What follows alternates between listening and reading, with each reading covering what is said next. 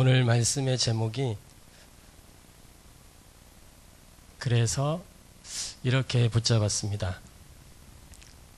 우리 대학생들도 마찬가지고요. 여기 계신 모든 분들이 다 여기에서 빠져나오셨습니다. 그런데 우리 현장에는 아직도 이 운명적인 저주에서 묶이고 매이고 잡혀있는 인생들이 너무 많다는 거죠. 이 운명적 저주를 해결하는 비밀이 그리스도입니다. 그래서 오늘 말씀의 제목이 운명적인 저주를 해결하라. 그리스도를 통해서 요한복음 5장 1절부터 9절 말씀 24절 말씀 가지고 말씀을 확인하겠습니다.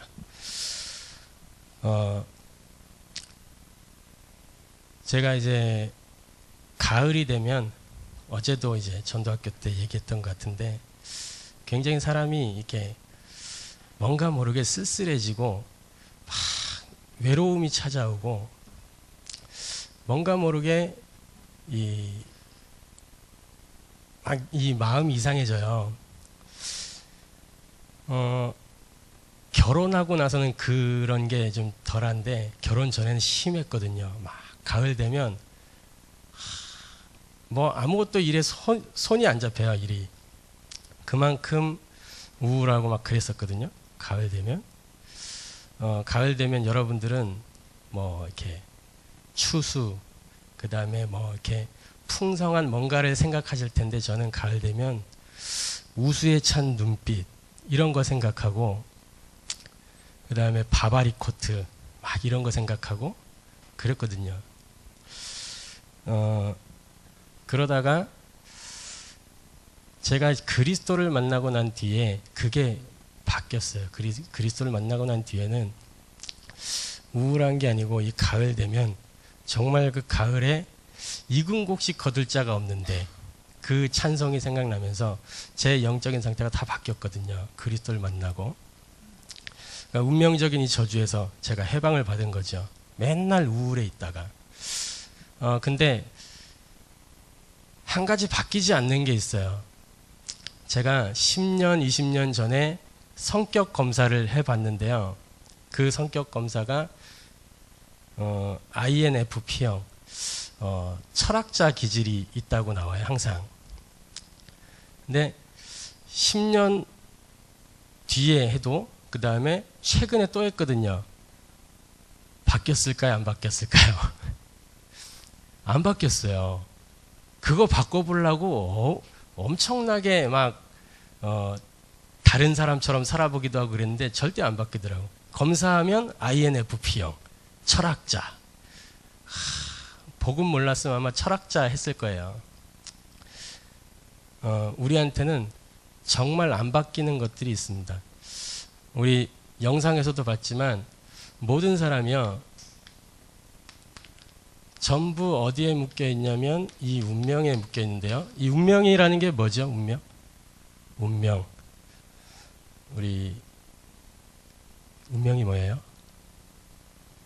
역시 우리 한국은 이렇게 물어보면 답을 안 해요. 저는 그냥 이렇게 메시지를 일방적으로 탁 던지는 그런 거 별로 안 좋아하거든요. 막 상호 간에 막 이렇게 교감을 하고 막 이렇게 해야 되는데 하긴 뭐 저희 주일학교에서도 이렇게 교감이 안 돼요. 저만 막 떠들다가 나오는데 유대인들은 회당에서 이거 하거든요. 막 던지고 답하고 던지고 답하고. 그러니까 걔네들이 세계를 정복하는 거예요. 어쨌든 운명이라는 거는 제가 말씀을 드리겠습니다. 예, 사주팔자 맞죠? 그것도 운명입니다. 이 운명이 뭐냐면 사전에는 이렇게 나와 있더라고요. 사전의 정의가 뭐라고 되어 있냐면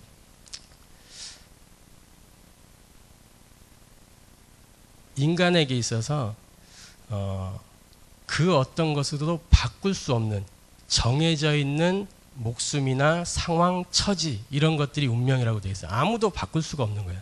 초인적인 힘에 의해서 딱 결정되어 있는 그걸 보고 운명이라고 합니다. 누구도 바꿀 수가 없어요. 그래서 제가 우리 랩런트들한테 너희들이 못 바꾸는 게 뭐니 물어보니까 어떤 친구는 성적이요 그러더라고요. 성적 안 바뀐대요. 정말 안 바뀌는 거. 우리가 저도 그렇고 여기 있는 여러분들도 그렇고 대한민국에 태어나고 싶어서 태어난 게 아니잖아요. 그죠? 누가 여러분들 여기에 보내셨죠? 하나님이 보내셨어요. 그거는 정해진 거잖아요. 바꿀 수가 없어요. 내가 오고 싶어서 온 게 아니잖아요. 그리고 저는 정말 우리 집에 태어날 마음이 없었거든요. 저는. 근데 태어나 보니까 거기에 있는 거예요.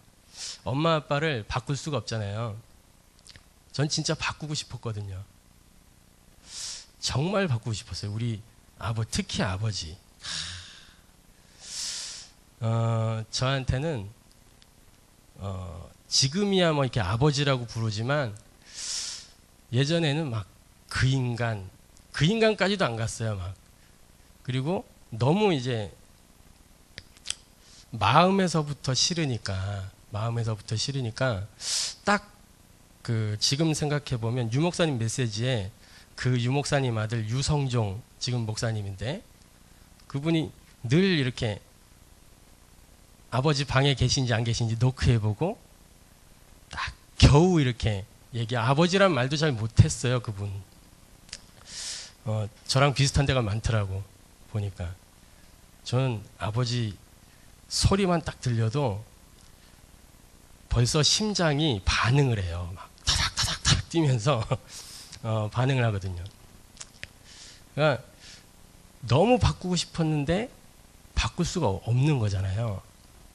뭐 새아버지를 만들면 된다. 누군가 그런 얘기를 했는데 뭐 새아버지 만든다고 해서 그 새아버지지 나를 낳아준 아버지가 아니잖아요. 안 바뀌거든요. 절대 못 바꾸죠. 그리고 우리 지금 내 외형적인 조건 제가 얼굴을 싹 뜯어 고쳐서 장동건처럼 바꿨다. 지금은 바뀐지 몰라도 제가 결혼해서 아이를 낳으면 그러니까 지금 이제 애를 낳았잖아요. 제가 만약에 성형수술해서 그렇게 낳았다. 그러면 그 성형수술한 얼굴이 거기에 나오는 게 아니고 제 본 얼굴이 거기에 나오는 거잖아요. 절대 안 바뀌죠. 그러니까 강남에 가면 얼굴이 다 똑같아요. 근데 태어난 애들 보면 다 다르거든요. 그러니까 안 바뀌는 거잖아요. 타고난 거는. 그걸 보고 운명이라고 하죠. 오늘 이 본문에 보니까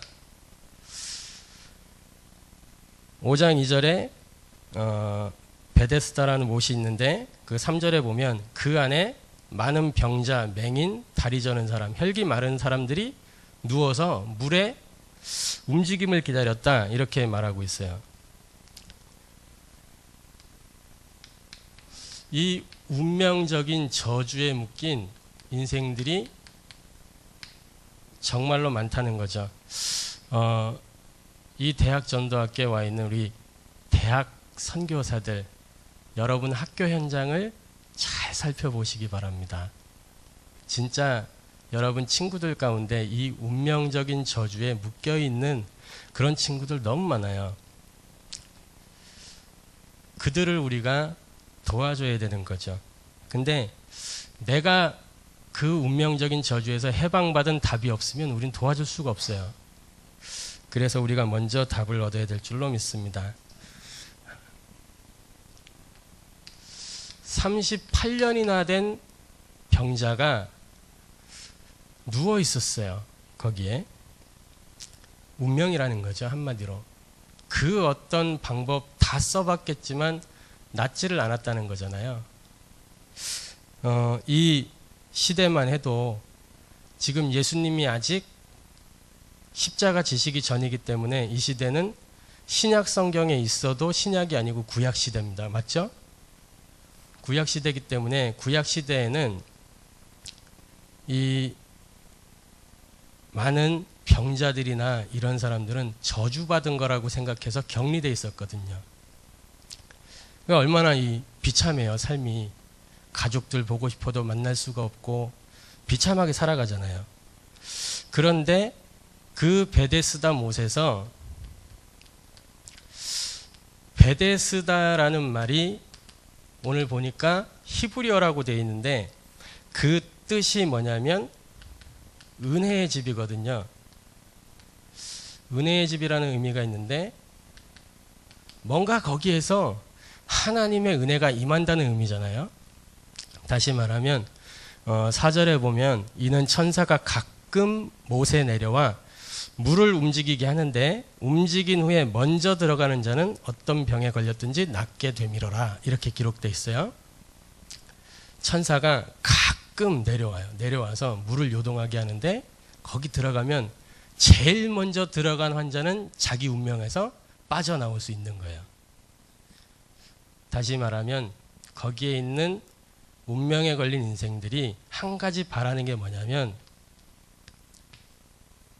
기적을 바라고 있는 거예요. 내 인생에 뭔가 기적이 일어나면 좋겠다.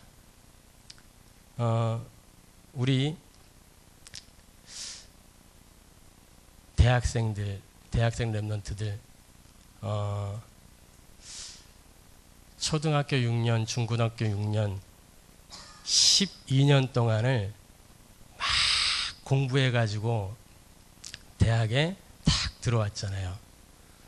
그 대학 들어오기까지 그 마음속에 아마 이게 있었을 거예요. 내 인생이 딱 펴졌으면 좋겠다.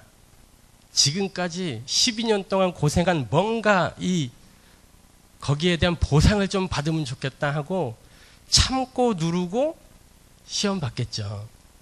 근데 대학에 딱 들어와 보니까 뭐 바뀐 건 없고 똑같고 내 인생 필 것 같은 기미가 안 보이고 그러니까 이제는 그 졸업하지 않고 계속 또 연장하잖아요. 공부를 핑계로 도피를 많이 하죠. 대학생들이 아직 기적이 안 임했기 때문에 그 기적이 올 때까지 기다리는 거예요. 자꾸 건대 이렇게 플랜카드 걸려 있는 거 보니까 무슨 고시 합격 이렇게 해가지고 명단이 쫙 나와 있어요. 거기에 그러니까 그 시험하고 관계된 과에 있는 친구들도 있지만 그렇지 않은 다른 과 애들도 그 고시에 봐가지고 붙은 애들도 있어요. 뭔가 기적을 기다리면서 했겠죠. 자, 그런데 보니까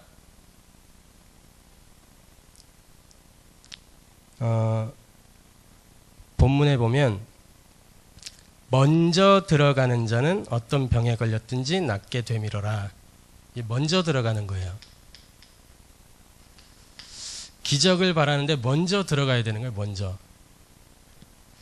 은근히 여기에서 뭐가 생기냐면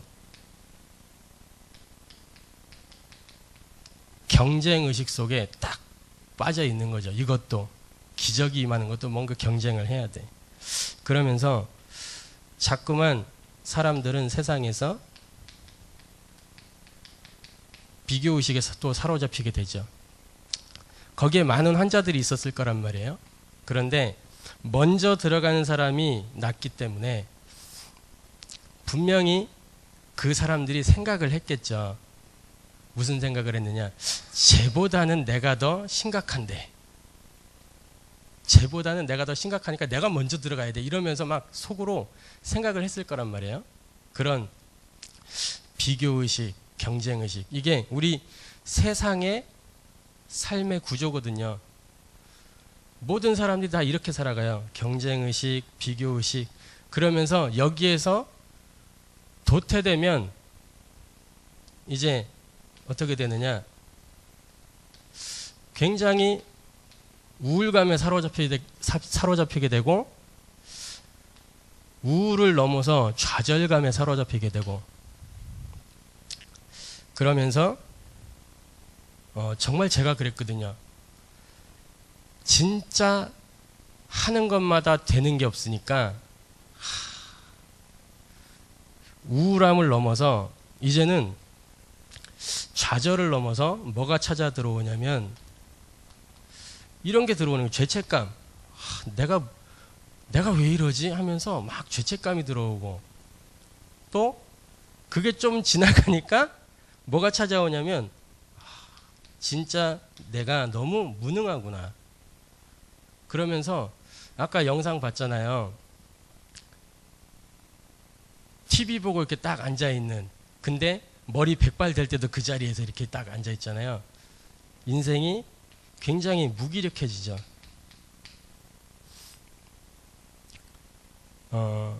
제가 그랬어요. 딱 정말로 중학교 고등학교 때 TV 보고 이렇게 앉아가지고 TV 한번 보면 넋놓고 쳐다봐요. 그러고 이제 딱 눈을 뜨면 이렇게 자고 있는 거죠. 분명히 난 TV 보고 조금 이따 이제 공부해야지 하고 그랬는데 TV 보고 잠든 거예요. 그게 매일 그냥 그렇게 된 거였거든요. 매일. 그러니까 뭐 당연히 학업의 성적은 당연히 안 나오는 것이고, 그럼 대학 못 들어갈 인생이었거든요. 늘 시험 보면 바닥이고, 우리 학교에서 학급에 52명 있었거든요. 52명. 근데 제가 50등을 해요. 네, 52명 있는데 제가 50등을 해요. 50등. 뒤에 한 명은 누구냐? 체육부. 그 뒤에 한 명은 특수반. 그러면 실질적인 꼴등은 저거든요. 그게 언제부터 그랬냐면 초등학교 3학년 이후로부터 쭉 그랬어요. 그러니까 제가 초등학교 3학년 때 이렇게 영적인 문제들이 막 드러나기 시작하면서 아무것도 못했거든요. 아마 오줌 싸게 되기 시작한 거 초등학교 3학년부터, 그리고 복숭아 알레르기 생긴 거 초등학교 3학년부터, 이렇게 해가지고 쭉 고등학교 제가 3학년 말까지 그렇게 됐단 말이에요. 중학교 3학년 때 다락방하는 교회 연결돼서 복음을 들었지만 예수님을 영접하지 않고, 영접기도는 했지만 영접하지 않았어요. 4년 동안을 종교생활했거든요. 그냥 다락방하는 교회에서 그렇게 다니다가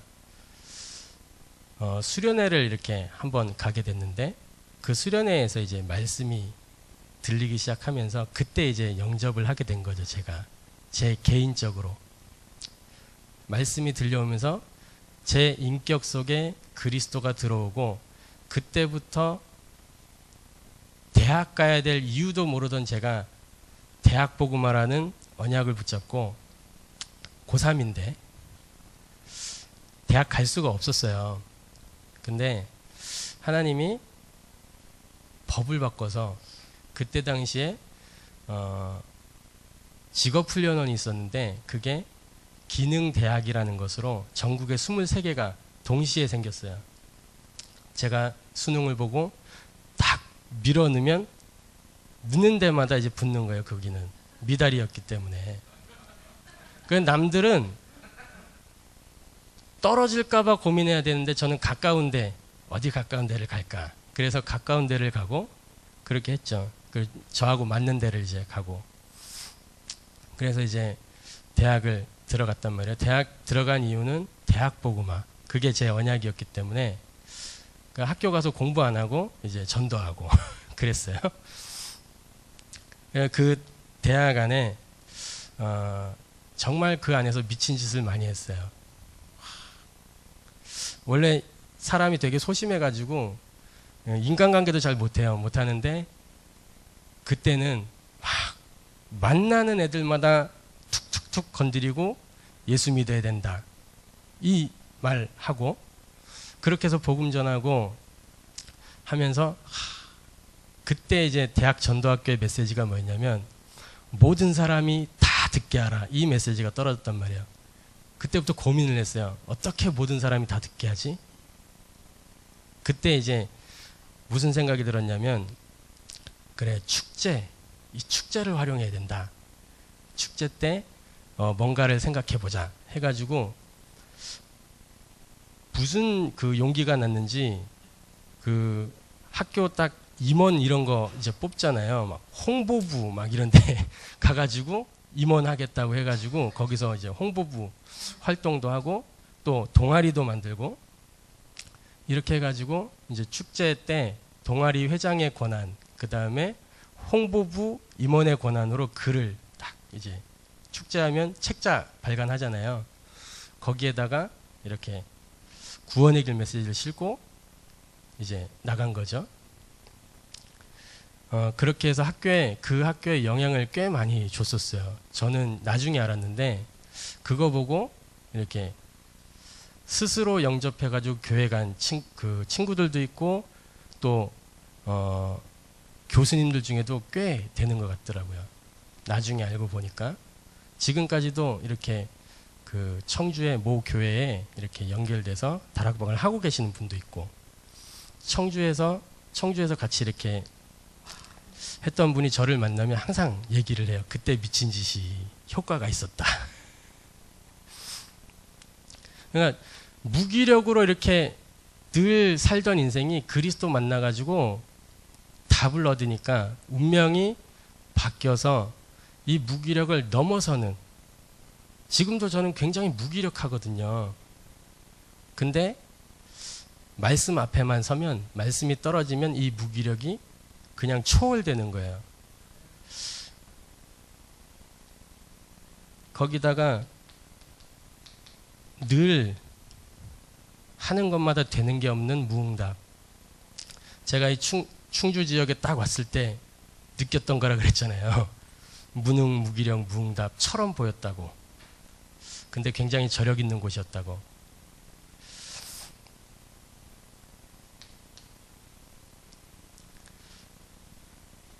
이 무능, 무기력, 무응답, 그 속에 있는 이 운명적 저주에 묶인 인생을 우리가 그리스도의 이름으로 빠져나오도록 도와야 되는 겁니다. 그게 대학 선교사인 여러분들이 해야 될 일이에요.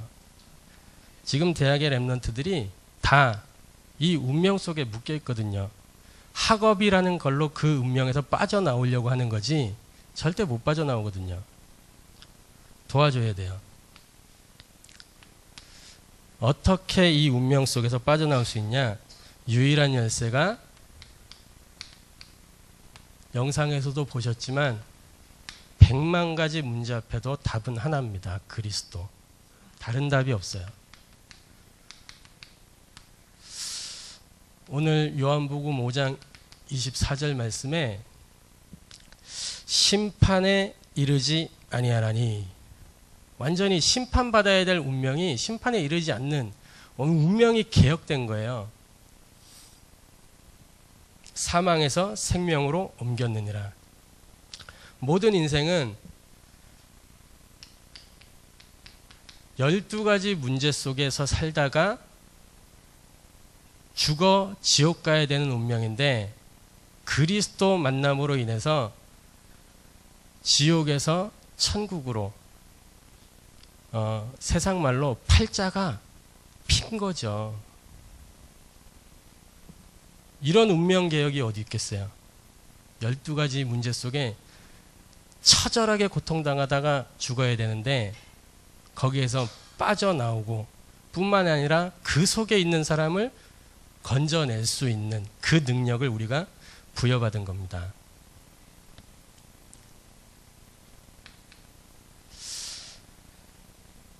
(38년) 된 병자를 향해서 예수님이 질문을 하세요. 오늘 보니까 5장 6절에 보면 이렇게 기록되어 있습니다. 예수께서 그 누운 것을 보시고 병이 벌써 오래된 줄 아시고 이르시되, 예수님 뭐라고 하셨죠? 네가 낫고자 하느냐? 예수님의 질문이에요.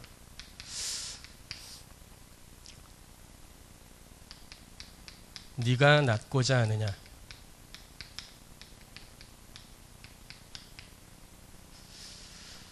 처음에 제가 이 본문을 봤을 때 뭘 이렇게 당연한 걸 물어보시냐. 당연히 낫고자 하겠지.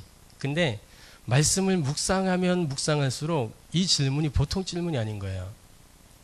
그 38년 된 병자, 지금까지 어떻게 살아왔던 사람이죠? 38년 된 병자가 누워 있었단 말이에요. 베데스다 그 행각에 있었단 말이에요. 항상 그 행각에 있진 않았을 거라고요. 출퇴근했겠죠. 누군가가 들어다 주고 또 돌아가고, 들어다 주고 돌아가고.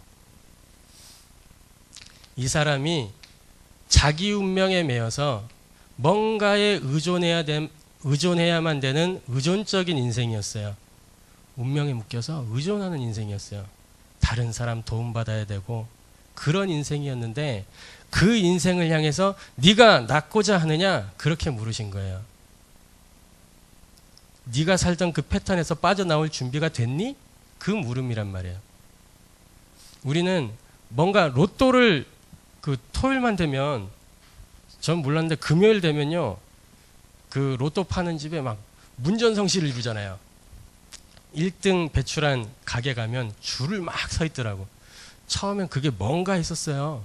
근데 로또, 어떤 그 강북의 어떤 지역에 가니까 1등을 3번, 4번 배출한 가게가 있는데, 그 아저씨가 처음에는 가게 하나만 했거든요.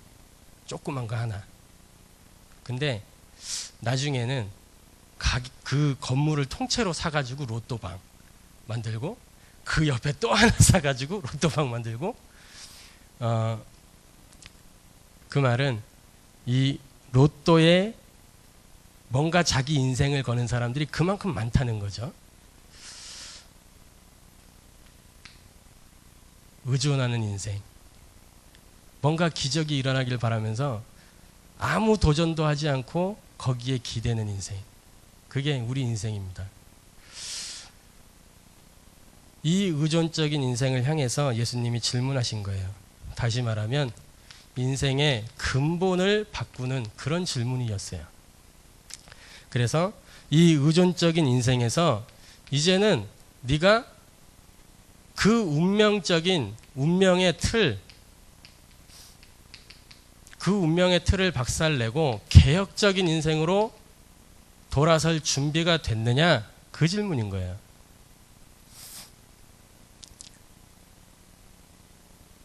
이 사람이 과거에는 이런 인생이었겠죠.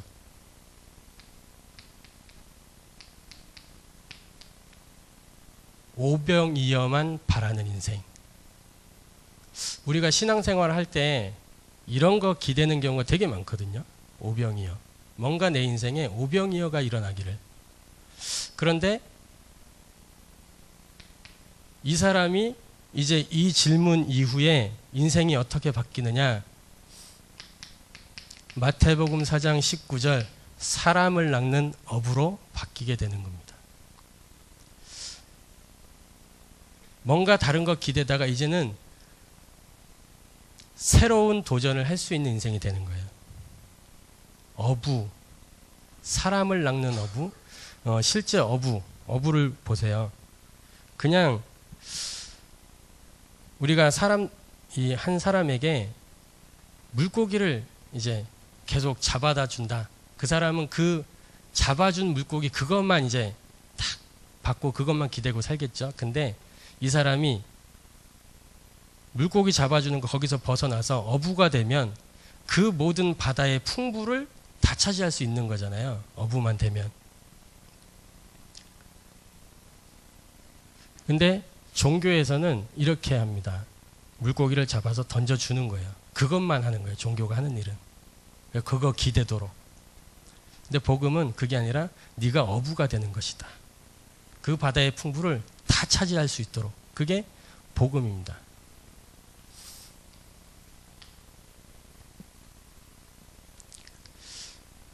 근데 이 병자의 대답이 가관이죠. 뭐라고 답했죠? 7절에 보면 이렇게 대답을 합니다. 병자가 대답하되 주여 물이 움직일 때 나를 못에 넣어주는 사람이 없으므로 내가 가는 동안에 다른 사람이 먼저 내려가나이다. 자기 이 운명에 딱 각인되고 뿌리 내려지고 체질이 돼가지고 바뀔 생각을 도저히 안 하는 거예요. 그러면서 기적만 바라고 앉아 있는 거죠. 그런 사람에게는 절대 은혜가 임할 수가 없어요. 세상의 성공자들도요. 세상의 성공자들 10% 오늘 화요집회 가니까 10% 얘기하셨는데 이 10% 되는 사람들은 90% 다른 사람들하고 다른 게 뭐냐면 굉장히 도전적인 인생이라는 거죠. 그러한 사람들에게 뭔가가 잡혀지는 거예요. 세상 사람들도 그렇게 사는데 하물며 이 사람이 딱 거기에 자기 운명에 매여서 빠져나올 생각조차 못하고 그러니까 그 운명에 묶여서 비참한 인생 살고 있는 거죠.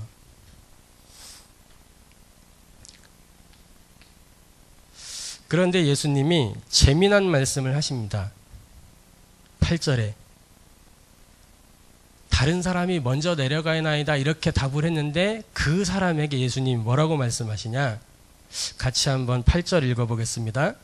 예수께서 이르시되 일어나 네 자리를 들고 걸어가라 하시니 9절에는 이렇게 되어 있어요. 그 사람이 곧 나와서 자리를 들고 걸어가니라.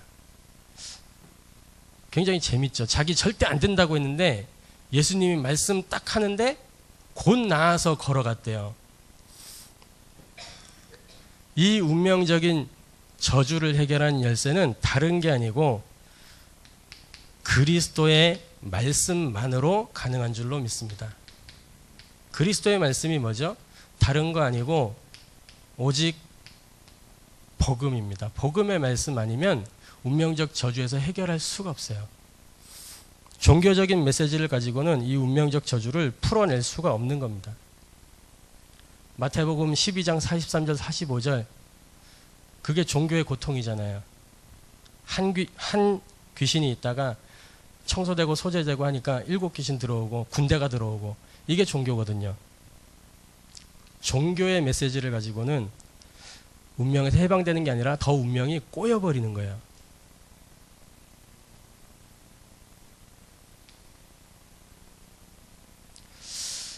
네 자리를 들고 일어나 걸어가라. 그냥 걸어가는 것도 아니고 아예 여기 다시는 올 생각도 하지 마. 자리 들고 가. 이렇게 하신 거거든요.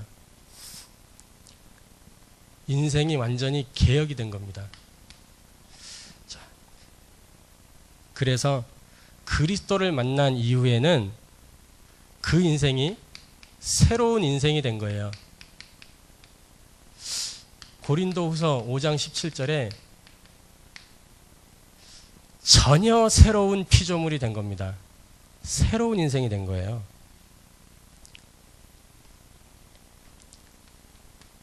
에베소서 5장 8절 저는 이 말씀이 딱 저를 말씀하는 거거든요. 에베소 5장 8절 너희가 전에는 어두움이더니 이제는 주 안에서 빛이라. 빛의 자녀들처럼 행하라. 전에는 어둠 속에 저는 딱 얼굴 빛깔이 어둡잖아요. 얼굴도 어둡고 거기다 과거에는 마음도 어두웠지. 하는 생각 다 어둡지. 하는 일마다 어둡지. 인생이 어두운 인생이었는데 그리스도 만나고 나서 얼굴 빛깔은 안 바뀌었어요. 이거는 안 바뀌는 것 같아요. 안 바뀌는데 얼굴 빛깔은 안 바뀌었는데 뭐가 바뀌었냐? 제 눈빛이 바뀌었어요. 유 목사님 말씀하시는 눈동자는 속일 수가 없다고.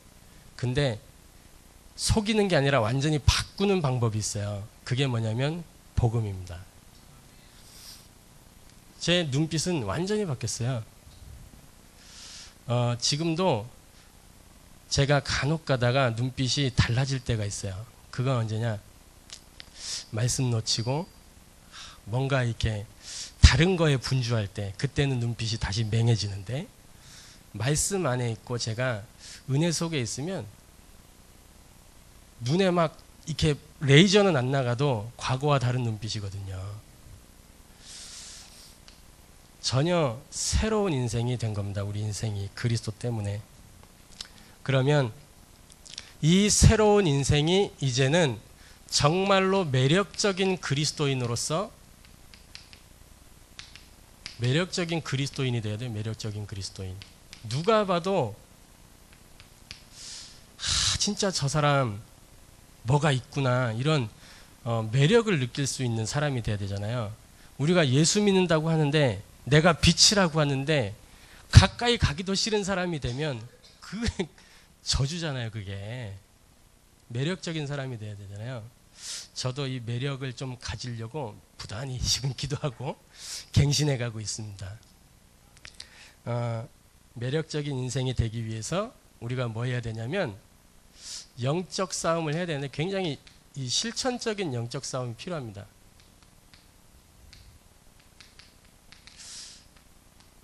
뭐가 실천적인 영적인 싸움이냐? 오늘 말씀해 보니까 예수님이 오늘 봤던 본문 이후에 보면요. 14절에 그 후에 예수께서 성전에서 그 사람을 만나 이르시되 이렇게 기록하고 있어요. 어디서 만나셨냐면 성전에서 만나셨어요. 성전에서. 여기에는 배경이 있는데요. 구약시대에는 이 환자들이 질병에서 나으면 누구에게 확인을 해야 됐죠? 제사장들에게 확인을 해야 됐죠. 그 이유가 있고 이 사람이 이제 성전에 왜 갔겠어요? 우리 예배당이 뭐 하러 가죠? 예배하러 가는 거죠. 자기가 나았음을 확인받고 이제 하나님께 예배하러 다니는 거예요. 성전에서 그 사람을 만났어요. 우리가 해야 되는 영적 싸움 중에 싸움이 바로 이 예배입니다. 이 예배에 성공하는 그것이 운명을 개혁하는 가장 빠른 길이에요. 이 예배 속에서 단 한 번의 예배, 늘 예배가 단 한 번이잖아요. 오늘이라고 하는 날은 오늘밖에 없어요. 어제는 지나갔고 또 내일이 되면 오늘은 지나간 거예요. 없잖아요. 오늘 단 한 번의 예배고 이 단 한 시간의 예배가 내 인생을 성공시키는 아주 중요한 길이 되는 겁니다. 예배 이렇게 앉아있는 자세만 봐도요. 제가 우리 주일학교에서 우리 랩런트들 보면 항상 얘기해요. 너네 예배 그 자세만 보면 네 학교에서 뭐 하는지 집에서 어떻게 사는지 다 보인다. 다 보이거든요. 그럼 그 인생이 예배 어떻게 집중하느냐에 따라서 어떻게 갈지 예상되거든요.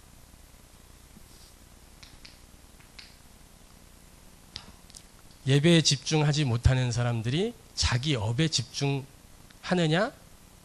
그렇게 안 되거든요. 그러면 성공이 되겠어요? 절대 안 되죠.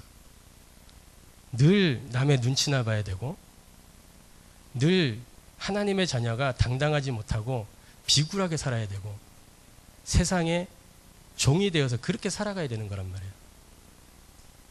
이거를 바꿔야 되는 거죠. 예배에 성공하면 영적인 힘이 생기고 그만큼 당당해지게 되는 겁니다. 그걸 보고 영권이라 그래요. 영권이 있으면 사람이 쪼그라들지 않아요. 제 기도 제목 중에 정말 저는 이렇게 막 너무 이렇게 영권이 없어가지고 쪼그라드는 그런 게 많기 때문에 제 기도 속에 늘 이제 쪼그라들지 않고 당당한 삶, 이게 제 기도예요. 하나님의 자녀답게 정말 당당하게 살 수 있도록. 제가 예배에 성공하기 시작하는 순간부터 저에게는 이런 근원적인 힘들이 생겨나기 시작했어요. 자, 그리고 이렇게 말씀하십니다. 네가 나았으니.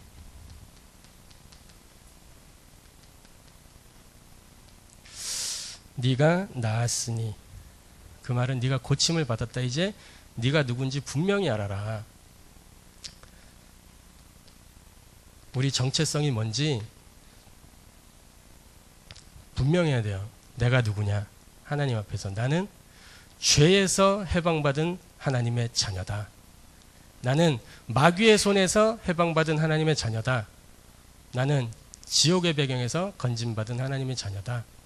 나는 세상 살릴 전도자다. 여기에 대한 분명한 확신이 있어야 우리가 세상을 살릴 수 있는 겁니다. 아니, 세상까지 안 살려도 내 옆에 사람 살릴 수 있다니까. 그래야 내 친구를 그래야 살릴 수가 있어요. 안 그러면 그 친구가 내 말을 듣겠어요? 내가 이렇게 막 쪼그라들고 힘없고 무능하고 막 그런데 그 친구가 내가 하는 말을 귀담아 듣겠냐고요. 나에게 뭔가 모를 근원적인 힘이 딱 있고 그래야 그 친구가 나를 봤을 때 저 친구는 뭔가 있구나. 이게 보이는 거죠. 그래야 내 말을 귀담아 듣게 되는 거죠. 나를 관심 있게 보는 거고.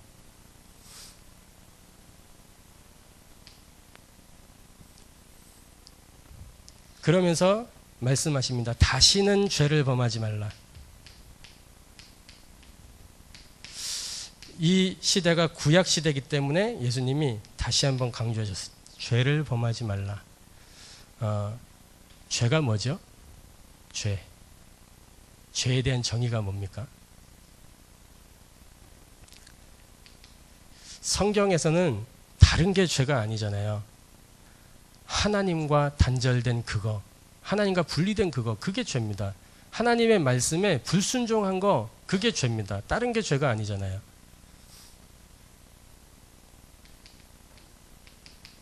이 불순종 때문에 어마어마한 저주가 다 밀려온 거거든요. 이 불순종 하나 때문에. 그래서 우리가 해야 되는 영적 싸움 중에 싸움이 뭐냐면 순종이에요. 순종. 하나님 말씀에 순종하는 거. 순종의 모델이 누구냐? 그리스도입니다. 첫사람 아담은 불순종으로 죄와 저주와 사망 가운데 놓였지만 마지막 아담은 그 순종 때문에 모든 걸 다 뒤바꿔 놨잖아요. 인생이 잃어버린 모든 걸 다 뒤집어 놨거든요. 그래서 이제 우리 대학 랩런트들은 이 세상이나 환경이나 자기 자신에게 속지 말고 그걸 넘어서서 세 가지 서밋의 응답을 향해서 도전하시기 바랍니다. 영적인 서밋. 늘 메시지 속에 서밋의 시간 가져라. 그렇게 말씀하시잖아요. 내가 하나님하고 소통하는 이 기도의 시간, 말씀의 시간, 이 시간이 있으면 그 누구도 빼앗을 수 없는 영적인 힘이 생긴다니까요. 이 힘이 없으면 세상을 이길 수가 없어요. 그러면서 보세요. 15절에 보면 그 사람이 유대인들에게 가서 자기를 고친 이는 예수라 하니라. 이게 결과예요. 인생이 개혁된 결과. 나를 고친 이가 예수다. 바로 전도자가 되잖아요.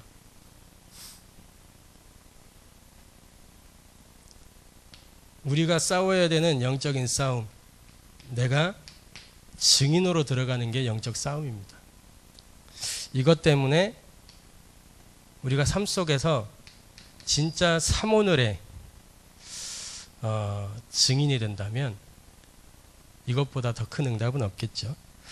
그래서 정말로 이 날마다 삼오늘에 도전하는 저와 여러분이 되기를 소원합니다. 이 속에 모든 게 다 있어요.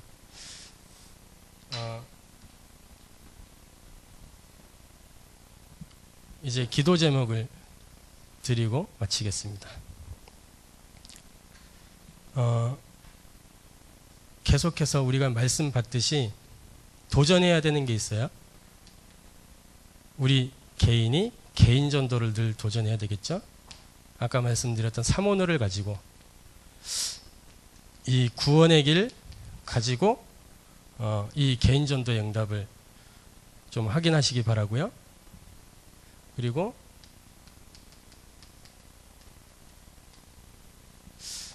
양육에 도전하는 축복이 있기를 바랍니다. 그리고 이제는 여기서 머물면 안 되고 진짜 우리가 저도 조금 회개해야 되는데 교통대 아직 못 들어가는데 이 다락방의 응답. 근데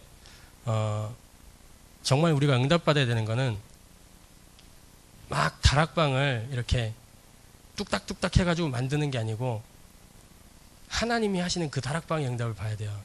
그리고 이 다락방 단위로 확산되는 그게 진짜 응답이거든요. 이 다락방 단위의 확산, 요 응답을 우리가 볼 수 있도록 도전해야 되겠습니다. 그런 시간표가 오게 될 줄로 믿습니다. 그리고 우리 홈커밍 데이, 그리고 그 이전에 그 5인 1조 집중훈련 있죠?